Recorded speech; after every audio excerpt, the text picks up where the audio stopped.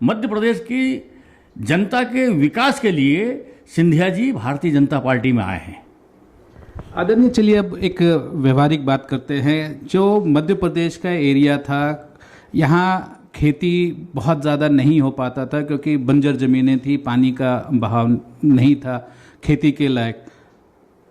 जब से शिवराज जी आए मुख्यमंत्री, तो उनका एक चेक डैम बनाना, पानी के स्रोत का उत्सर्जन करना, और अब कल ही प्रधानमंत्री जी के सामने उनके उपस्थिति में केन बेटवा का जो मिलना था, जो इनको ज्वाइन करना था, इंटरलिंकिंग ऑफ रिवर्स, जो 20 साल से भी ज़्यादा समय से, जब अटल बिहारी वाजपेयी प्रधानमंत्री जी, तब वो प्रोजेक्ट एक बार ऊपर चढ़ा था, फिर ठंडे बस्ते में हो गया। फाइनली कल एक बार 7,000 करोड़ और कई डिस्ट्रिक्ट मध्य प्रदेश के भी और उत्तर प्रदेश के भी, ये सामंजस्य बन पाया कि दोनों मुख्यमंत्री कल finally signed in on the dotted lines to make it a formal. और ये अब कुछ समय में ये 200 किलोमीटर से भी ज़्यादा का नहर बनना और इंटरलिंकिंग ऑफ रिवर्स, आप इसको कितना बड़ा कदम मानते हैं?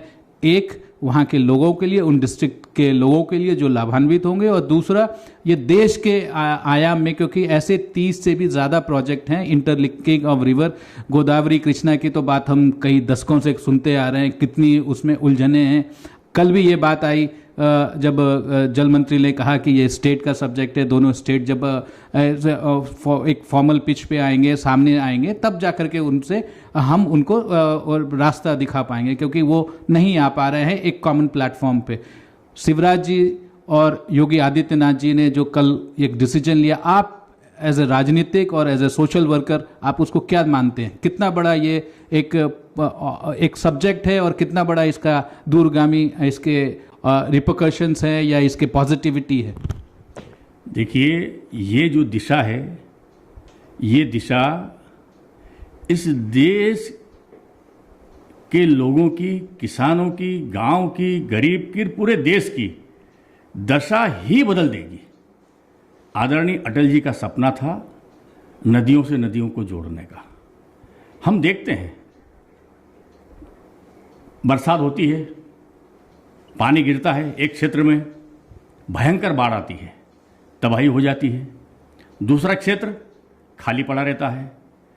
अगर नदियों का लिंक एक दूसरी नदी से होगा तो हम उस पानी को डाइवर्ट कर देंगे। इसी के साथ साथ वहां पर बड़े बड़े वाटर टैंक ये बने, और हमने बनाए हैं। हमने इस काम की शुरुआत बहुत पहले से कर दी है। आदरणीय मोदी साहब के नेतृत्व में ही आदरणीय प्रधानमंत्री जी ने एक बहुत बड़ा डैम मोहनपुरा, जो 5,000 करोड़ का है, बनकर के तैयार है, हो गया, बन गया। आदरणीय प्रधानमंत्री जी के कर कमलों से उसका लोकार्पण हुआ है। इसी प्रकार से एक कुंडालिया डैम है हमारे यहाँ, वो 4,500 करोड़ का है, 4,600 करोड़ का। एक रेसई है जो 2,200 करोड़ का है। एक पार्वती डैम है जो 1,800 करोड़ का है। सुठालिया है 1,600 करोड़ का है, जिसको वो छोटा डैम कहते हैं। और छोटे डैम 90 डैम और छोटे बड़े डैम हैं। ये सब मिलाकर के हम देखते हैं कि पुराने समय में जितने गांव हैं, हर गांव किसी न किसी तालाब के किनारे था, किसी न किसी नदी के किनारे था। आज उन तालाबों को हमने बर्बाद कर दिया, नदियां सुखा दी। अब आप विचार कीजिए, हमारे मध्य प्रदेश में, ठीक है, पंजाब में, हरियाणा में, उत्तर प्रदेश में गंगा, यमुना, ये सब हिमालय से निकलने वाली नदियां आ जाएगी। हमारे यहाँ कौन सी हिमालय से निकलने वाली नदी है? उसमें पानी कहाँ से आएगा? इसके लिए तो हमको सरफेस वाटर को एकत्रित करना ही पड़ेगा। और सरफेस वाटर को एकत्रित करने के लिए, बरसात की एक एक बूंद को सहेज करके रखने के लिए बड़े बड़े वाटर टैंक हमको बनाने पड़ेंगे, बड़े बड़े बांध रोक करके रखने पड़ेंगे, बना करके रखने पड़ेंगे, तब जाकर के पानी उसमें आएगा। और हमारे अपने क्षेत्र में ये व्यवस्था हम लोगों ने पिछले 5 साल में खड़ी की है। हमारे यहाँ की स्थिति ऐसी है, मैं अपने क्षेत्र की बात करता हूँ। हमारे मध्य प्रदेश में तो नर्मदा है। अब नर्मदा कौन से हिमालय से निकली है, और इसलिए उसके लिए तो हमको ऐसी व्यवस्थाएं जल प्रबंधन हमें करना पड़ेगा कि हमारा सरफेस वाटर कैसे बढ़े।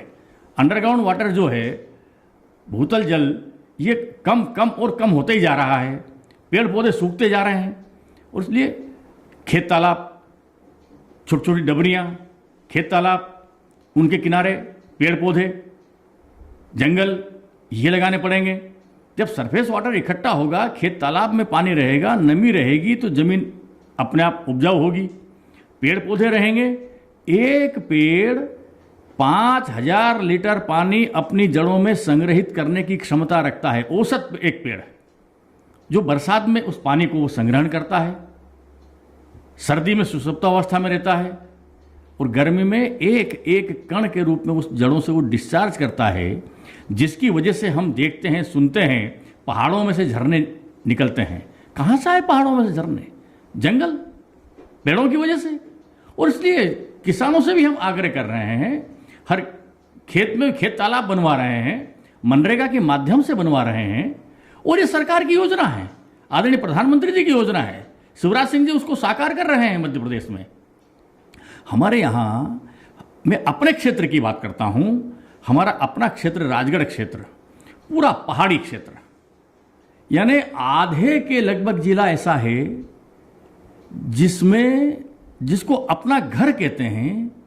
वहाँ लोग 3 से 4 महीने रहते थे, बाकी समय घरों से बाहर रहते, दरवाजे लगाते नहीं, क्योंकि घरों में दरवाजे होते नहीं थे।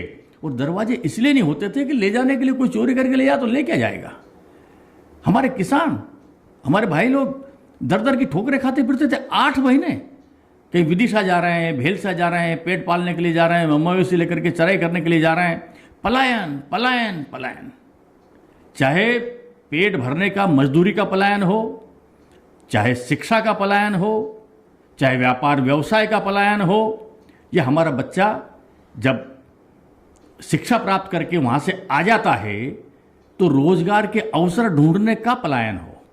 अंत में पलायन ही पलायन हमारे भाग्य में लिखा हुआ था। लोग कहते थे बैकवर्ड जिला है, और हकीकत में बैकवर्ड था। आदरणीय प्रधानमंत्री जी ने उसको आकांक्षी जिले में शामिल किया। आज स्थिति ये है कि हम हमारे राजगढ़ जिले को उस जगह हम ले जाने में सफल होने वाले हैं।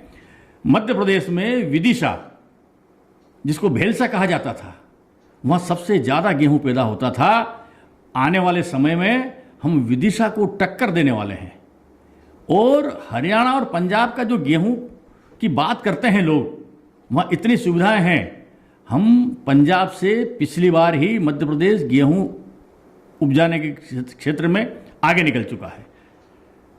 अगर हमारा अपना गेहूं बम्बई जाए और पंजाब का गेहूं बम्बई जाए, पंजाब का गेहूं बोल्ड दाना एकदम चमकीला, हमारा सूखा हुआ दाना मटमेला सा दिखने वाला, जब वो बिकता है बाजार में तो 500 रुपये क्विंटल, सामान्य से सामान्य गेहूं का 500 रुपये क्विंटल का अंतर होता है।